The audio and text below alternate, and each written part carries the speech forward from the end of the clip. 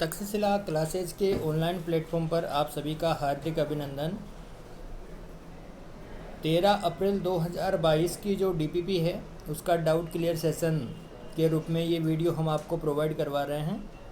आप वीडियो को ज़्यादा से ज़्यादा शेयर करें, सब्सक्राइब करें एवं लाइक करें।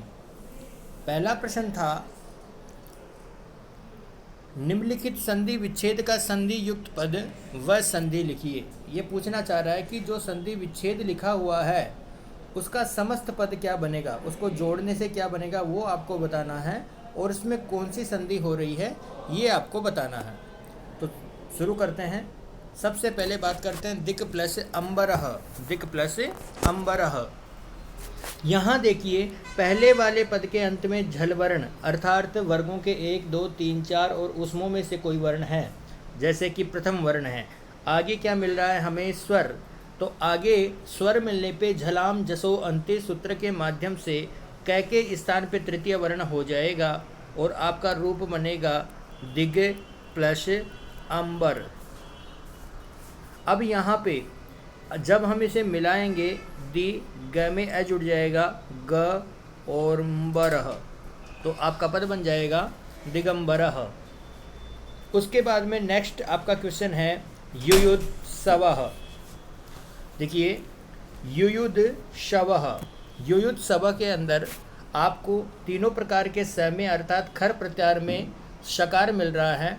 तो यहाँ इससे पहले ये जो धकार है ये प्रथम वर्ण में परिवर्तन हो जाएगा और आपका जो युक्त पद बनेगा वो बनेगा युयुत प्लस शवः।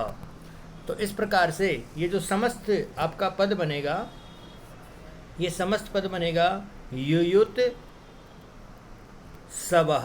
और यहाँ पे संधि कौन सी है? चर्त्व। और ऊपर वाले पद में संधि कौन सी थी? जस्त्व। तो इस प्रकार से ये दो उदाहरण हो गए हैं आपके। तीसरा है सरित प्लस भ्याम। देखिए आगे तृतीय और चतुर्थ वर्ण होने पे जस्त्व संधि प्राप्त होगी। तय की जगह क्या हो जाएगा? दकार और आपका रूप बनेगा सरिद भ्याम और संधि हो जाएगी जस्त्व। कौन सी संधि हो जाएगी? जस्त्व। नेक्स्ट क्वेश्चन है तद रूपम। इसका संधि युक्त पद क्या बनेगा? तो आप देखो आगे क्या है?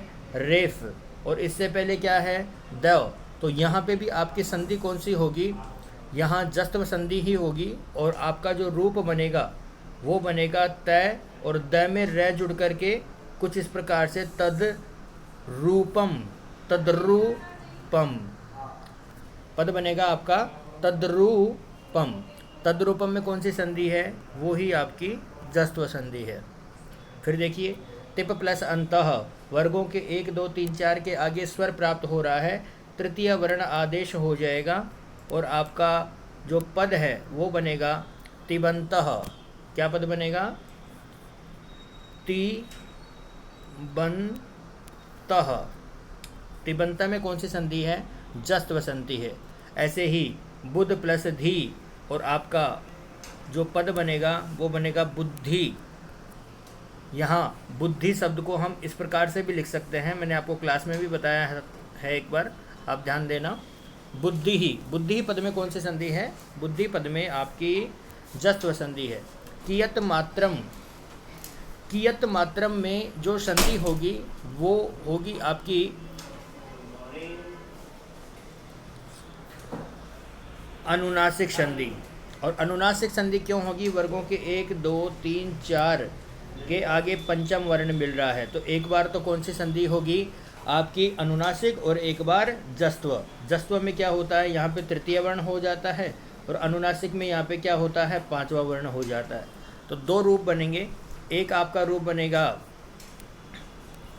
कियत कियद मात्रम और एक आपका रूप बनेगा कियन मात्रम।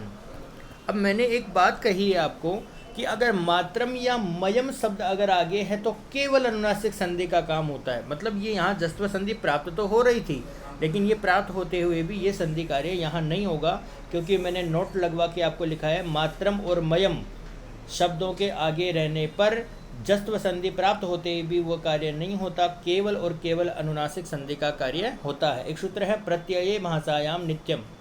तो आपको सूत्र पे नहीं जाना, आप रीट का एग्जाम दे रहे हो तो उस हिसाब से आपको क्या करना है, केवल शब्दों को ध्यान रखना है। तो सही क्या बनेगा, कियन मात्रम।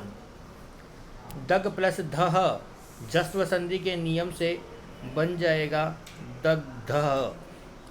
ऐसे ही तदपरः, तदपरः, तो इसमें आगे प्रथम वर्ण है, चर्त्व संधि के नियम से बनेगा तत्परः। क्या बनेगा, तत्परः।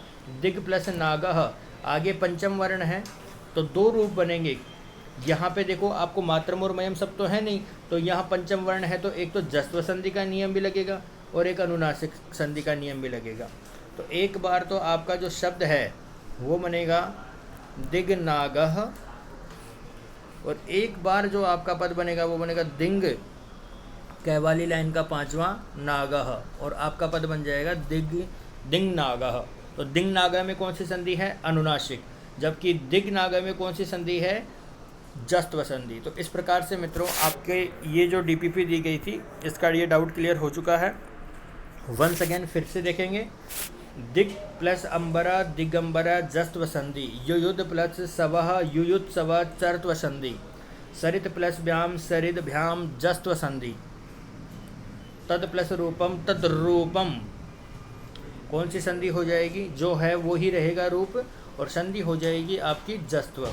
तिप प्लस अंता तिबंता जस्त्व संधि, बुध प्लस दी बुद्धि ही जस्त्व संधि, कियन प्लस मात्रम अनुनासिक संधि, विराट प्लस मयम विराणमयम, रूप क्या बनेगा, रा। देखो टे के आगे पंचम वर्ण है, केवल और केवल अनुनासिक संधि होगी, जस्त्व संधि नहीं होगी, तो टे का पांचवा क्या होता है, ण है, और आगे क्या है, मयम, क्या बन जाएगा, विराणमयम।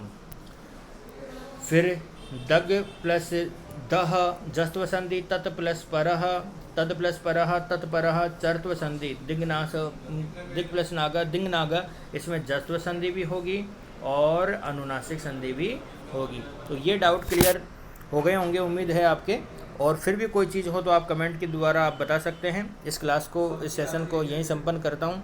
जयतु संस्कृतम जयतु भारतम।